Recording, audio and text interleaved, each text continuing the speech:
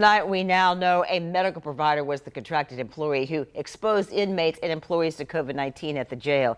So far, at least 20 inmates and 2 employees have tested positive. JSO says most are not showing symptoms at this point. On your side's Kaylee Tracy followed up with the families of inmates, one who tested positive, and heard their reactions to this latest news.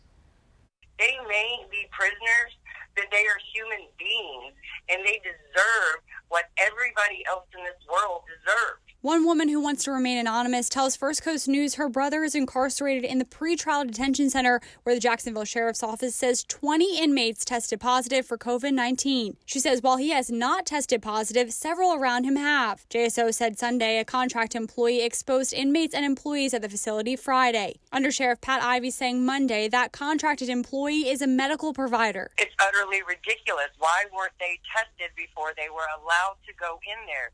These are inmates who have no way of going anywhere but in those little bitty cells.